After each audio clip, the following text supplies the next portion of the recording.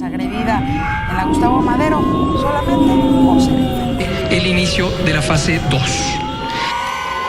Seguir trabajando porque debemos las agresiones y amenazas contra personal médico y cada vez son más violentas. Un par de jóvenes agredieron a vigilantes y médicos. Exigían el alta médica de su familia.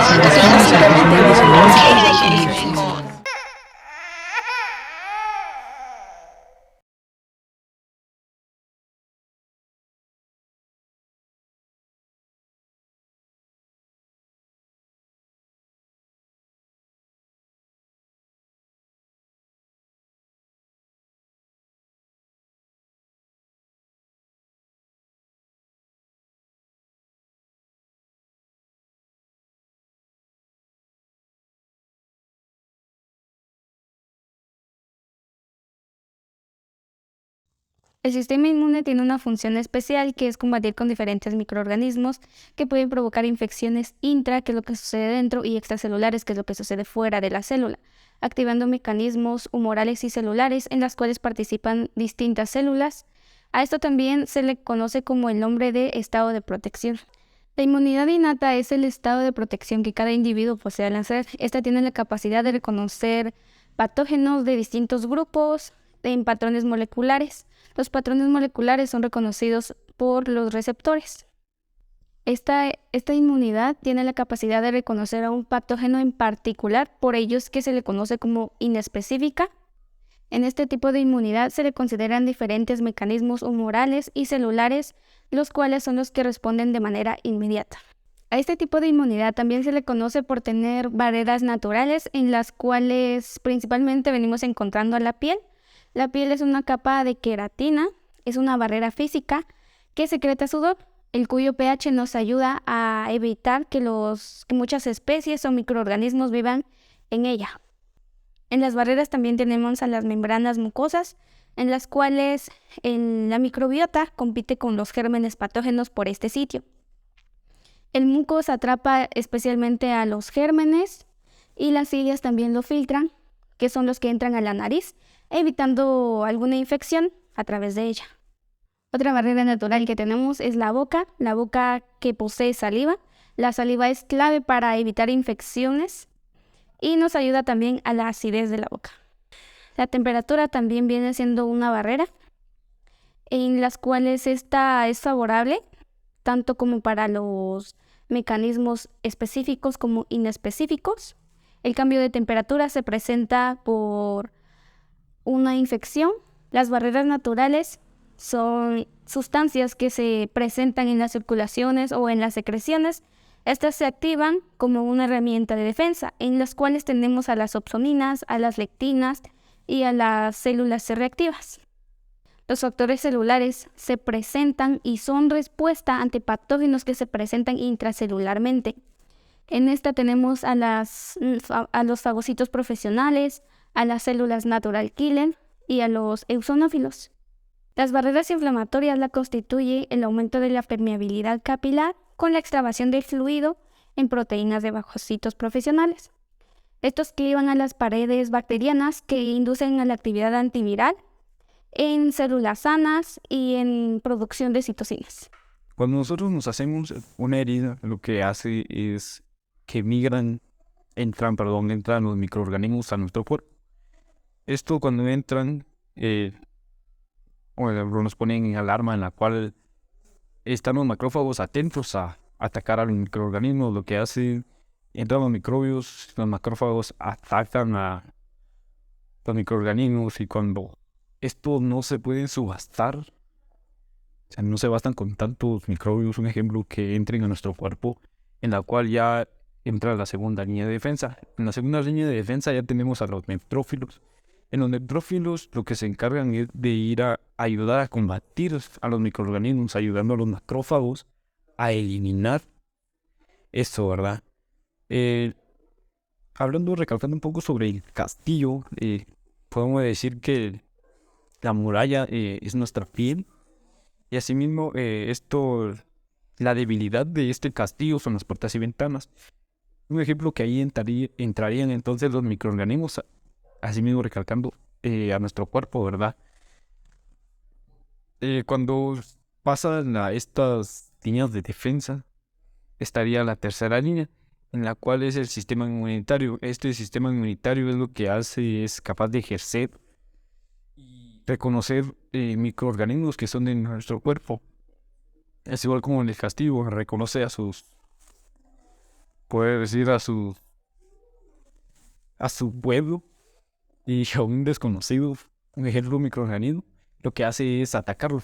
En pocas palabras sería expulsarlo del cuerpo, ¿verdad?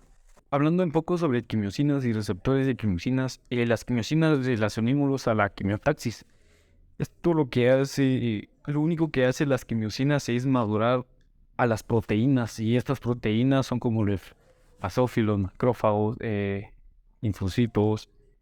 Lo que se encarga, recalcando que venía hablando sobre la herida, esta lo que hace, digamos, en la cortada.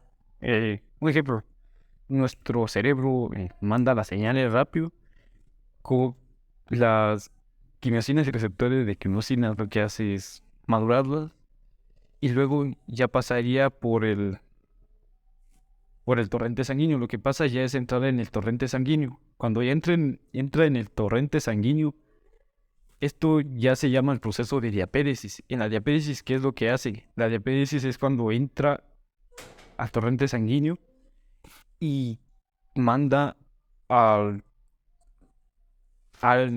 lugar específico en donde se hace la herida a ir a eliminar y asimismo desechar estos microorganismos. Fagocitosis y lisis. Es el mecanismo más importante contra los microorganismos extracelulares.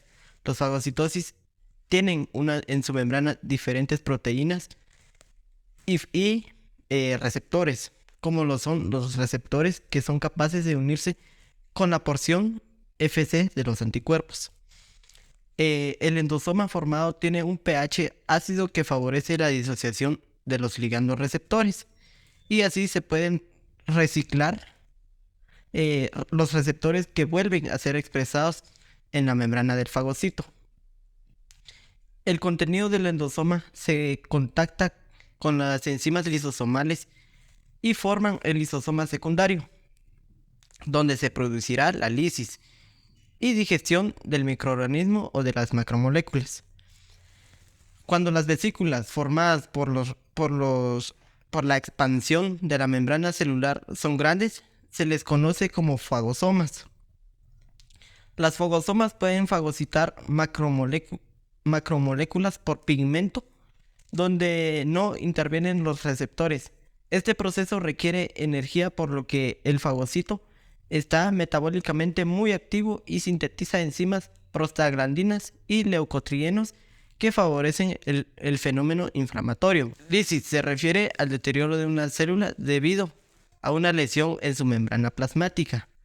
Esta puede ser por medios físicos o químicos. La lisis de las bacterias pueden realizarse por mecanismos enzimáticos y por mecanismos dependientes del oxígeno. Los macromoléculas tienen una gran capacidad fagocítica, microbioestática y microbicida. Sistema de complemento. Es un sistema globulínico mixto.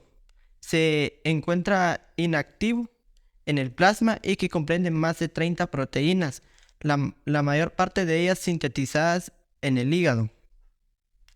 Las primeras proteínas pueden ser sintetizadas por los monocitos, los macrófagos, células endoteliales y células epiteliales. Las funciones más importantes del sistema de complemento son las lisis, la opsonización, su intervención en la respuesta inflamatoria, la neutralización viral y la eliminación de inmunocomplejos. También intervienen en la activación de la respuesta humoral adaptativa, ya que la fracción C3d de la membrana interviene en la segunda señal de activación de linfocitos B. Vía clásica. Para que se active la vía clásica, primero se ocupa que el cuerpo tenga anticuerpos. Por ejemplo, una bacteria. Una vez que el anticuerpo, en este caso 2 inmunoglobinas G o 2 inmunoglobinas M, activará y llamará a cualquier molécula C1 que está cerca del plasma. Cuando el C1 no está unida al anticuerpo, se le conoce como C1 inactiva. Cuando se une al anticuerpo, se le conoce como C1 activa. C1 tiene 3 partes, que es la C1Q, que esta parte se une al anticuerpo. La C1S y la C1R son enzimas llamadas proteasas. Son proteínas capaces de romper otras proteínas en piezas más pequeñas. La C1 activará a la C4 y lo cortará en 2 partes, C4A, que es la pequeña, y C4B, que es la grande. Ahora C4B se pegará a la membrana del patógeno con la ayuda de C1S. Esta cortará a C2, que circula en el plasma generando a C2A y C2B. C2B se unirá a C4B y esta combinación se le llama convertasa de C3 de la vía clásica. Esta convertasa de C3 de la vía clásica es una enzima que es capaz de fragmentar miles de moléculas de C3 a sus 2 porciones, que son la C3A y la C3B. La C3B se unirá a la membrana del patógeno y se combinará a la convertasa de C3 de la vía clásica, y esta combinación se llamará convertasa de C5 de la vía clásica. Este paso es muy importante. ¿Por qué? Porque inicia la formación del complejo del ataque de membrana o la MAC. Cuando una molécula de C5B se une a la convertasa de C5, formará el C4, B2, B3, B5B, el cual cumple con la misma función de la cascada de complemento. La fase lítica, el C5 se cortará a múltiples C5A y C5B. El C5B se une a la membrana del patógeno y este atraerá a C6 para que combinen formando C5B6.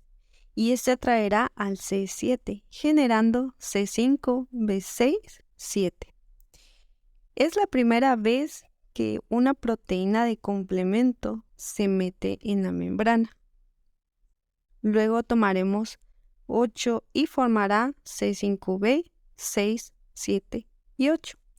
Este atraerá al C9 para unirse, pero esta vez tomará la unión de mucha proteína C9, formando un cilindro que atraviesa la membrana del patógeno, generando un agujero, causando que salga todo el contenido interno y destruirla, o provocando el ingreso excesivo de agua, llamada lisis por osmosis. A esta combinación de proteínas la llamamos C5B6, 7, 8, 9N, o complejo de ataque de membrana o MAC. Vía alternativa. A diferencia de la vía clásica, la vía alternativa no ocupa anticuerpos para activarse. La vía alternativa inicia con C3, pero es algo inestable, y en agua se puede cambiar a C3H2O. Esta se unirá a la membrana del patógeno, llamando a la proteína B, y formará a C3H2OB, también llamado C3B mayúscula. En el tercer paso agregamos a la proteína D y cortará un pedazo de la proteína B, creando una proteína BA y una proteína BB. Esta se unirá a la C3B llamada C3BBB. Y esta es muy inestable, causando que otra proteína se una a ella para estabilizarla. Se unirá a la proteína P o properdina. Esta se unirá a C3BBB, llamándose convertasa de C3 de la vía alternativa, cortándola en C3A y C3B. Otra proteína de C3B se unirá a la convertasa de la vía alternativa, creando a C3BBB3B, o convertasa de C5 generando C5A y C5B. La C5B se unirá a la membrana. El C5B se unirá con el 6C, C7, C8 y múltiples C9 para formar un poro para destruir al patógeno. El punto común de la vía clásica y de la vía alternativa es crear una convertasa de C5. Vía de las lectinas. Esta se activa directamente si algún patógeno tiene en su membrana lectina. La lectina es una proteína que está en las bacterias. Nosotros los humanos tenemos una proteína llamada MBL que se pegará a una bacteria generando una reacción que activará a la MAPS, que es capaz de cortar la proteína C4 y C2, por el cual el resto del proceso es igual a la vía clásica. Entonces, en resumen, la MBL activa a la MASP o MAPS generando la convertasa de C3 y generará la convertasa de C5, formando el complejo de ataque de la membrana que destruirá al patógeno. Regulaciones. Dadas las activaciones del complemento, esto se caracteriza por una amplificación o retroalimentación positivo. Estos actúan hasta agotar las moléculas del C3 con ellas, junto la activación. Alteraciones. Existen deficiencias congénitas en casi todas las fracciones del C1 y el C2 y el C4. Clínicamente, las fracciones del C2 y el C4 son similares al lupus eritematoso sistemático. ¿Qué son estos?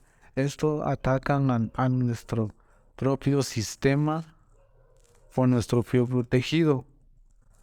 Pero después se activan proteínas para regular el C2 y el C4. Estos llaman a una proteína para que ya no nos siguen dañando los autoanticuerpos. El estudio de complemento, cuando hablamos del estudio de complemento, podemos mencionar la fracción C3, que es la más abundante en este complemento. Y vamos a decir que esta se subdivide, tiene dos cadenas, que es la alfa y la beta. La alfa es la que utiliza el sitio de activación. Y por la acción de la convertasa C3, es que esto se divide en C3A o C3A y C3B. Estos participan abundantemente en lo que son las vías de complemento, las vías de activación igualmente. Y su uso clínico se presenta en el suelo. La mayor parte del reactivo de uso clínico no discrimina que C3 sea usado, ya que igualmente existen anticuerpos monoclonales que detectan las diferentes subfracciones, hablando de C3A, C3B, C3C o C3D. Desde el punto de vista de interés clínico, es importante hacer un estudio del sistema de complemento y también un estudio de ICH50 o un estudio de la actividad del complemento. Es importante que se hagan los dos estudios, ya que este es un estudio cuantitativo y no refleja la actividad de la vid. Para estudiar las inmunodeficiencias del complemento, se pasa a un estudio de nivel 2, donde se pueden estudiar las diferentes subfracciones o inhibidores del complemento según sus patologías o genes que están relacionadas a ellas. Los procesos inflamatorios agudos. Cuando hablamos de procesos inflamatorios agudos, se caracteriza porque hay presencia de neutrófilos y generalmente se dan por infecciones. Otros cuadros inflamatorios se dan por la presencia mayormente de macrófagos. En este caso, cuando los eosinófilos son los predominantes, se puede dar una respuesta diferente, ya que en este no se produce pus, porque el fenómeno predominante no son celulares, sino que son vasoactivos liberados por sustancias proinflamatorias de células como los leucocitos y células cebadas. Este proceso se conoce como una inflamación alérgica. Sin este mecanismo, también hay presencia de inmunoglobulinas tipo E, que está fijada al mastocito. Estamos ante un fenómeno de hipersensibilidad, dado que se produce por pacientes atómicos. Inmunidad específica, también llamada adaptativa adquirida.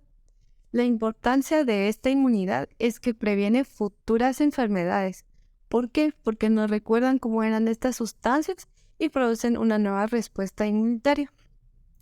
Se produce cuando el sistema inmunitario de una persona responde a una sustancia extraña o a microorganismos ajenos para darnos una respuesta inmunológica.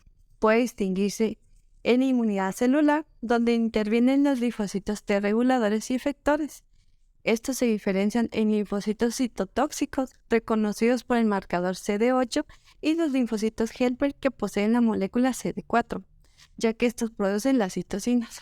Por último, tenemos los linfocitos de memoria. También tenemos la respuesta humoral, que intervienen en los linfocitos B, que dan origen a las células plasmáticas capaces de secretar las distintas inmunoglobinas. Órganos del sistema inmunitario. Desde el punto de vista funcional, se conocen dos grupos que son los órganos linfoides primarios, representados por el timo y la médula ósea, donde desarrollan y maduran los linfocitos. Los órganos linfoides secundarios, capaces de reconocer antígenos para generar la respuesta inmune.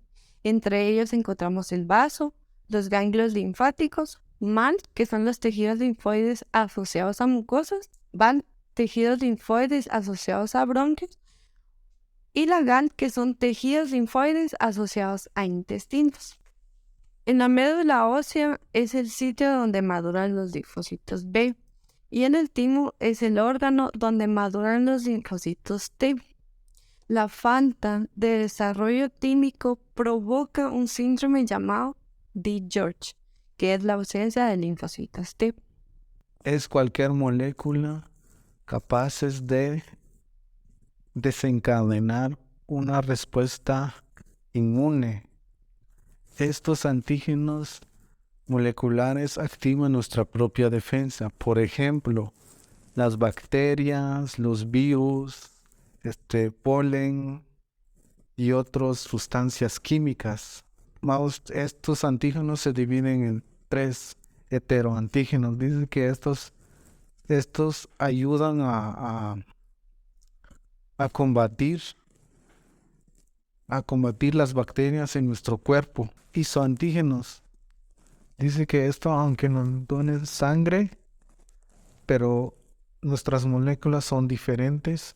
Entonces, cuando entran en nuestro cuerpo, estos no pueden adaptarse. Hasta con eso nos pueden matar. Autoantígenos. Dice que esto es más peligroso que nos dé esto. Autoantígenos, porque esto nos destruye por adentro, destruye todo, incluso hasta llegar al borde que nos mate. Anticuerpos son unas proteínas del sistema inmunitario que circulan por la sangre. Los anticuerpos son sintetizados por linfocitos B en la presentación de un antígeno.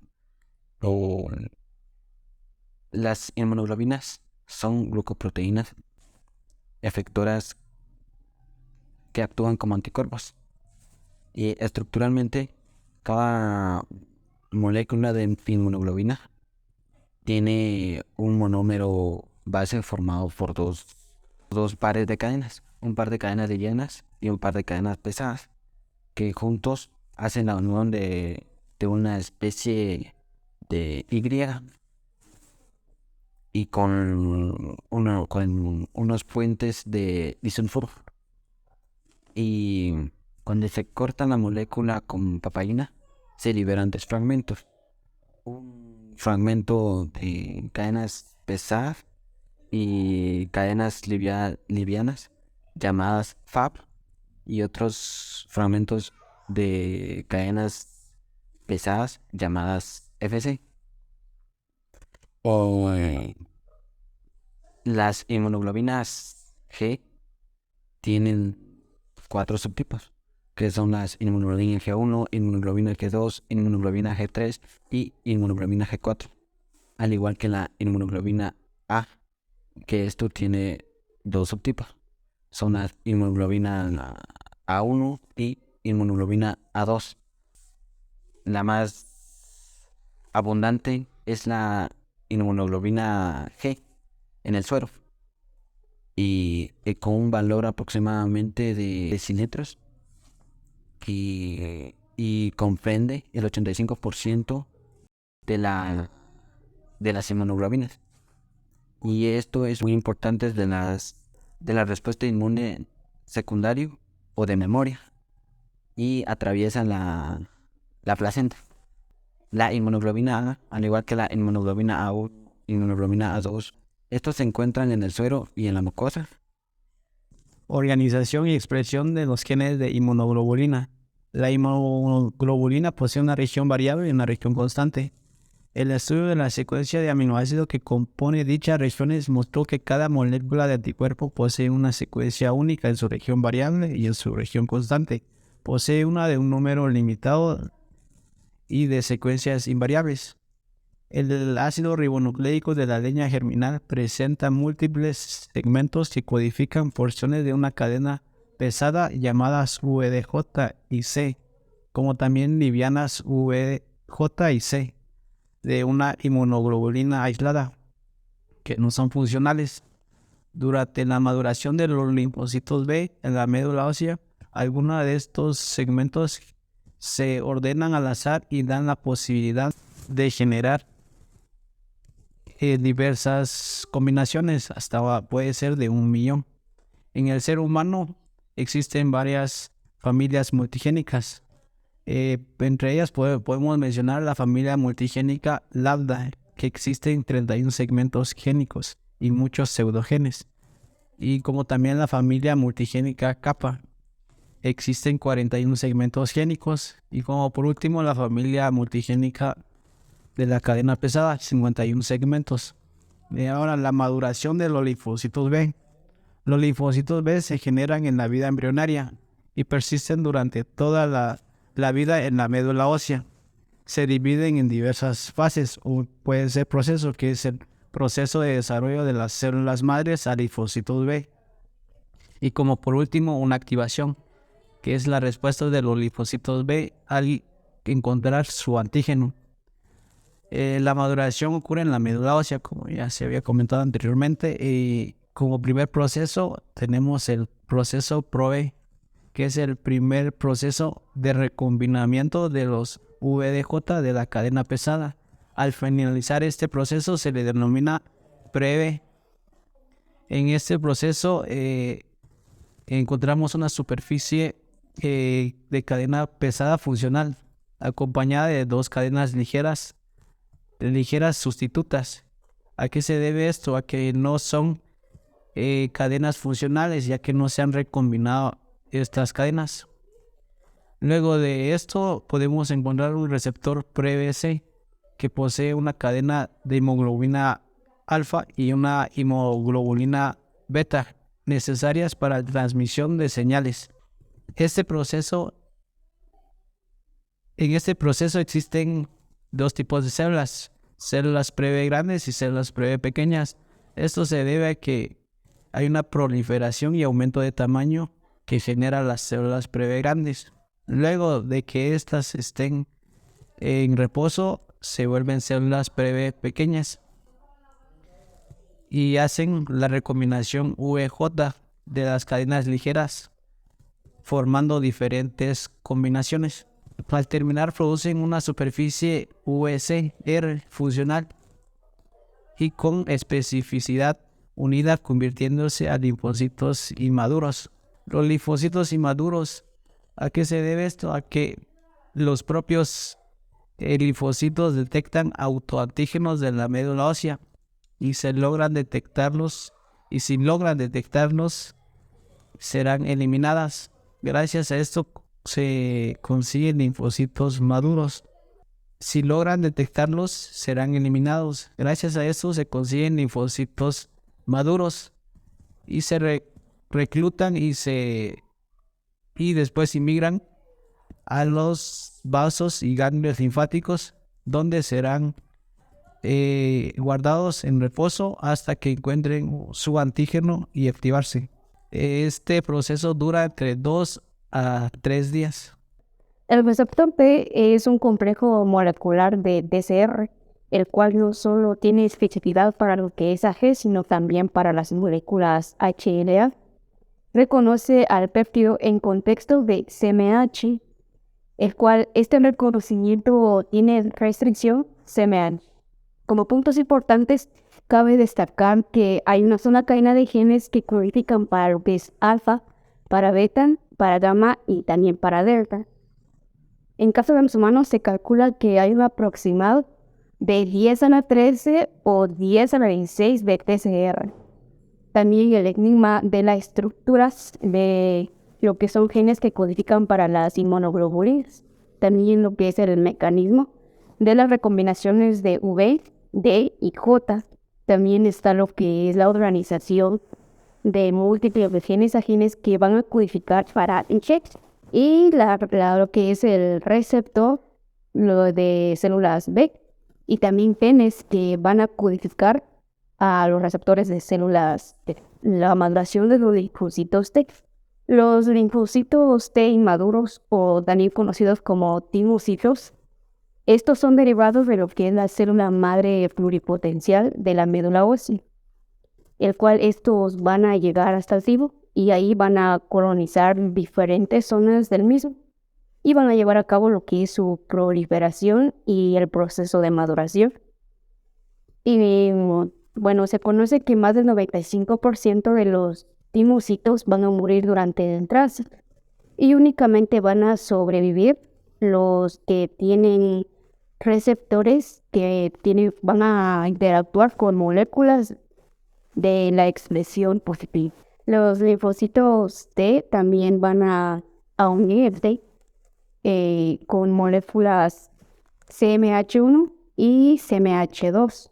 Y estos, dependiendo con las moléculas con las que van a interactuar, estos van a formar dos grandes poblaciones linfocitarias, los CD8+ y los CD4+.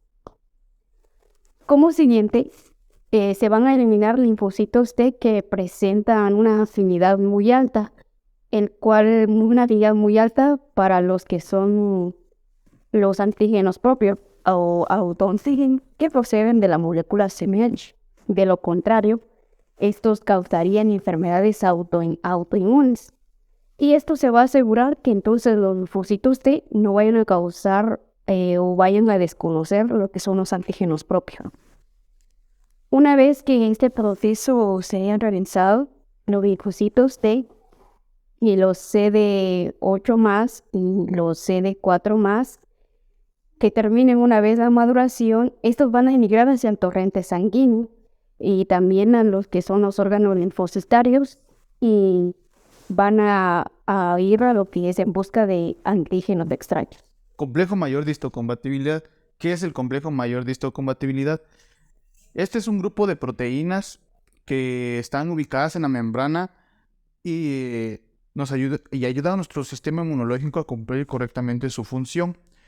Estas proteínas solo se han encontrado en los leucocitos y todo este grupo de proteínas forma el sistema HLA, que es el sistema de antígenos leucocitarios humanos. Este sistema principalmente está ideado para ayudarnos, mas sin embargo es uno de los impedimentos hoy en día para realizar trasplantes e implantes. ¿Por qué? Porque nuestro cuerpo reconoce a estos implantes o trasplantes como un agente desconocido o lo asimila como que fuese un antígeno. Existen 3 tipos de complejo mayor de histocompatibilidad. El tipo 1 principalmente está compuesto por linfocitos T citotóxicos, que ellos lo que hacen es eliminar las células infectadas por virus y bacterias. El tipo 2 está compuesto por linfocitos T colaboradores. Y el grupo 3, estos son solubles y viajan a través de la sangre, el plasma y los tejidos a través de una reacción llamada quimiotaxis. La CPA son las células capaces de presentar el antígeno a los linfocitos T. Estas son capaces de dar señales de proliferación y diferenciación leucocitaria. Las células más importantes de este grupo son las CD o las células dendríticas. Estas porque son más eficaces a la hora de dar una respuesta T. ¿Dónde se encuentran las células dendríticas? Las células dendríticas se encuentran en la mayoría de órganos, en la piel y en mucosas. Estas migran hacia la zona T para presentar el antígeno a los leucocitos vírgenes. La mayoría de estas células derivan de la médula ósea y van a poblar variedad de órganos. Estas, cuando son inducidas por reacciones inflamatorias, son producidas en mayor cantidad, maduras, para dar una respuesta inmunitaria más eficaz. Entonces, podemos decir que el sistema inmunológico o el sistema inmune es el encargado de la defensa del organismo contra patógenos tales como bacterias, virus, hongos, protozoos, y reacciona contra células cancerosas y elementos extraños. Para ello cuenta con una compleja organización de células, órganos y tejidos. El buen estado del sistema inmunológico es un factor fundamental para prevenir, para combatir enfermedades, y por esta razón le damos unos consejos para mantener nuestro sistema de defensa de la forma más saludable. Realizar una alimentación balanceada. El agua es esencial para todas las funciones del cuerpo. Debemos tomar al menos de 6 a 8 vasos diarios. Las vitaminas A, C y E son muy importantes, como así también el hierro, el zinc y el selenio. Debemos realizar una alimentación balanceada con alto consumo de frutas y verduras. También consumir proteínas y carbohidratos para mantener la generación y reparación celular y el estado energético óptimo. Controlar el estrés. El ritmo de vida diaria con las exigencias crecientes ha generado un nivel de estrés crónico en la población que genera severas alteraciones de las defensas. Dormir lo suficiente. Muchas funciones reconstituyentes y reparadoras se realizan durante el sueño, el cual debe ser de 7 a 8 horas. Realizar actividad física regular. El ejercicio controlado mejora el estado anímico, fortalece el estado cardiovascular y ayuda a las defensas y controlar nuestro peso. Volver a lo natural. Los químicos conservantes, colorantes, edulcorantes artificiales excesivos, las comidas enlatadas y preelaboradas tienen un efecto nocivo sobre nuestras defensas. Y además, mantenerte positivo, sonreír varias veces al día. Esto completa el esquema que nos permite estar fuertes frente a las agresiones externas. El sistema inmunológico es nuestro principal aliado.